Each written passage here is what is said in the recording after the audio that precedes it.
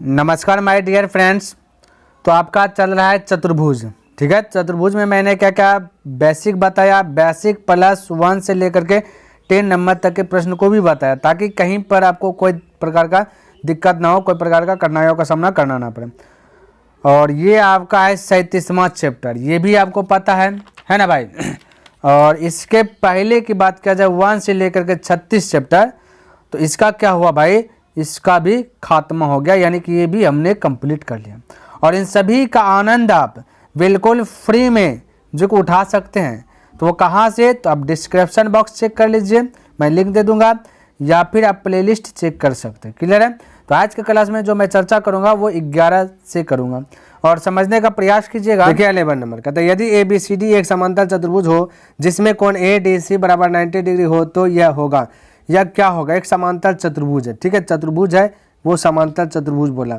जैसा कि हमने यहाँ पे फिगर बना लिया। ठीक है, ये इस प्रकार से फिगर बना, यहाँ पे ABCD एक चतुर्भुज है, ABCD एक समांतर चतुर्भुज है। ठीक, और कोण D बोला 90 डिग्री, ADC। जैसा कि अगर मैं फिगर बनाऊँ ADC इस प्रकार से होगा, इसको यहाँ से तक मिला देता हूँ। ठीक है, ध्यान में रखना, ADC इस प्रकार से हो गया।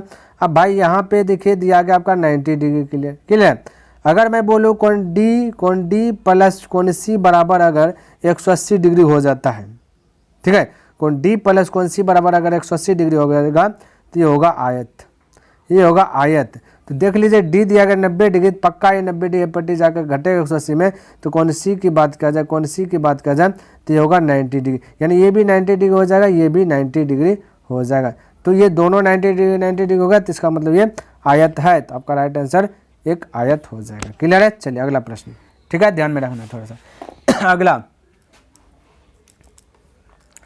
12 नंबर प्रश्न देखिएगा, कहते एक चतुर्भुज ABCD कोण A कोण B कोण C कोण D है ना, सब जो कि रेशियो में दिया गया, कहते इतना है तो यह आकृति कैसा होगा। आप समझिएगा मेरी बात को ध्यान से। चतुर्भुज है, चतुर्भुज के चारों कोणों का योग कितना होता है, 360 डिग्री होता है। जैसा कि आप देख सकते हैं ABCD 360 डिग्री।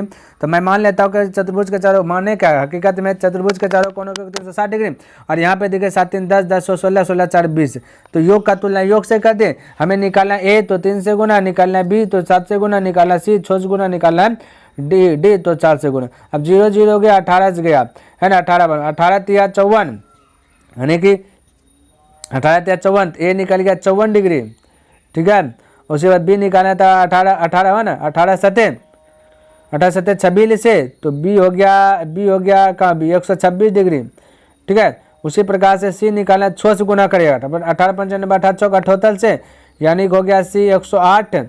समझिए मैं क्या बताना चाह रहा हूँ। उसे D की बात क्या 4 है, 18 चौक 72, D हो गया 72 डिग्री। अब समझिए यहाँ पे मेरी बात को, जब अगर दो कोण जोड़ता हूँ, जैसे 54 और 126 जोड़ दिए, तो कितना हो जाएगा 180 हो जाएगा। ठीक है, उसे 72 और 8 172 108 और 72 जोड़ेंगे तो हो जाएगा 180 डिग्री।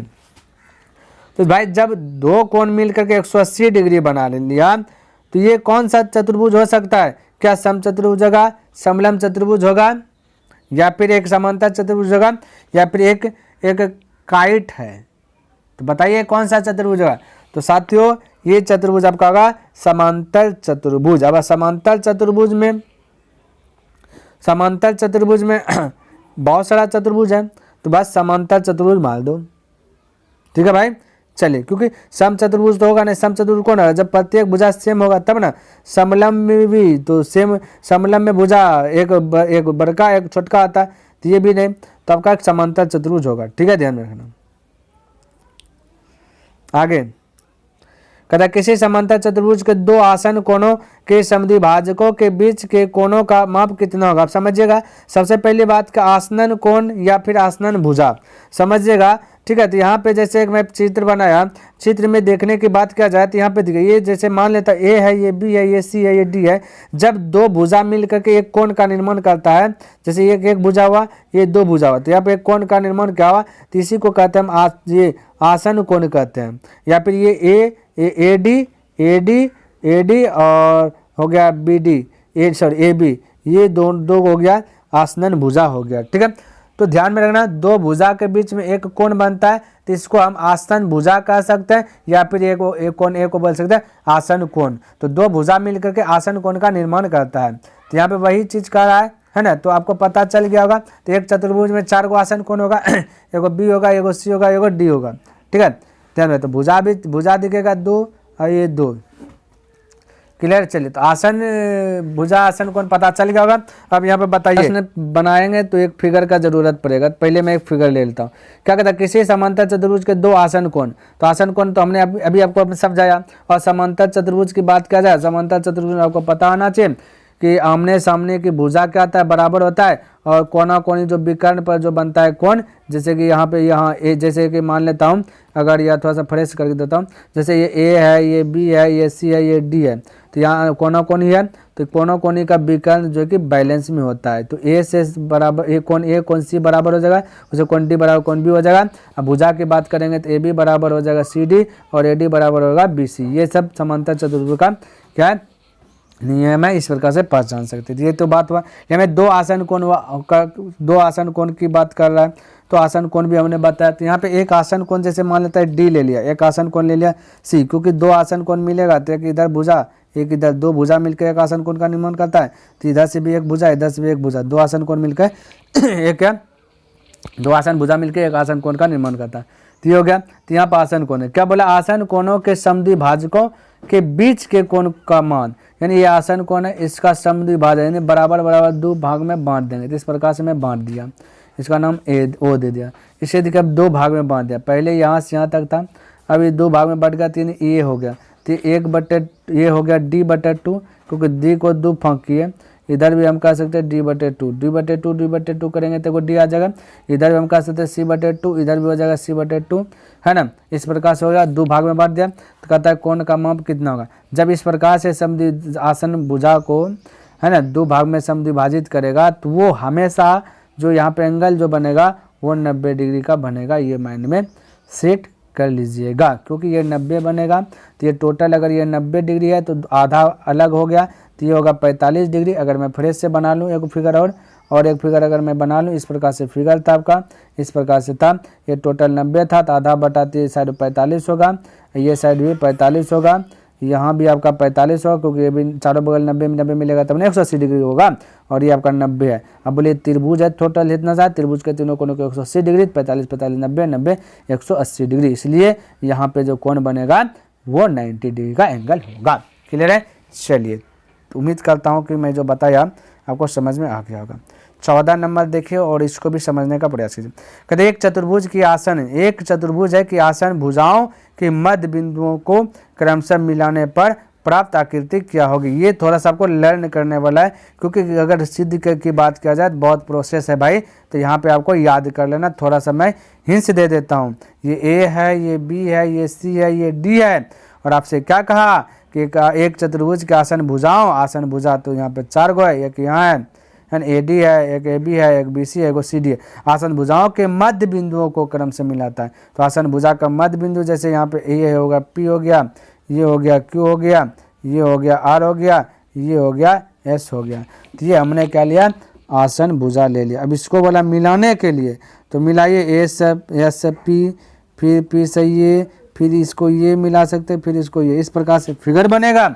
और कहा दिया गया एक चतुर्भुज के आसन भुजाओं के मध्य बिंदुओं को क्रमशः मिलाने पर क्या बनेगा। तो हमेशा याद रखना कि वो समांतर चतुर्भुज होगा। ये जो गया है ये समांतर चतुर्भुज है, ये सीधे चल जाएगा, ये सीधे चल जाएगा, और ये भी अपना सीधा जाएगा, ये भी अपना सीधा जाएगा। तो ये होगा समांतर चतुर्भुज, जैसा कि ऑप्शन नंबर में समचतुर्भुज आ गया। आपका एक आंसर समांतर चतुर्भुज होगा। तो आप यहाँ पे डी कर लीजिएगा समांतर चतुर्भुज, ठीक है भाई। ये आपका डी कर लीजिएगा, इसको समांतर चतुर्भुज कर लीजिएगा।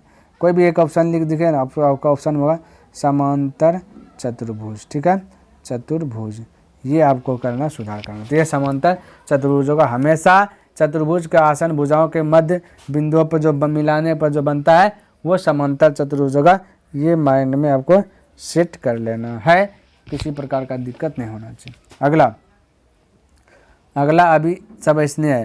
कहते एक वर्ग के आसन भुजाओं के मध्य बिंदुओं को क्रमशः मिलाने पर प्राप्त। इसका भी याद कीजिएगा, जब वर्ग के आसन भुजाओं को मिलाएंगे तो वो वर्गे बनेगा। तब अब मिलाने वाला प्रोसेस वैसे है, इस प्रकार से कोई एक चतुर्भुज है, इसको बिंदुओं को मिलाइएगा, इस प्रकार से 4 बिंदु मिलेगा तो वो हमेशा क्या बने, वर्ग की आसन भुजा। तो ये भी पहले से एक वर्ग है और वर्गे में मिलाएं वर्ग को तो वो वर्गे बन जाएगा, तो ये भी वर्ग हो जाएगा, यानी ये 4 तो 4 4 4 वर्ग में सभी भुजा बैलेंस होता है तो वर्ग। तो ध्यान में रखना, वर्ग की आसन भुजा को मिलाएंगे तो वर्गे बनेगा, चतुर्भुज की आसन भुजा मिलाएंगे तो समांतर चतुर्भुज बनेगा।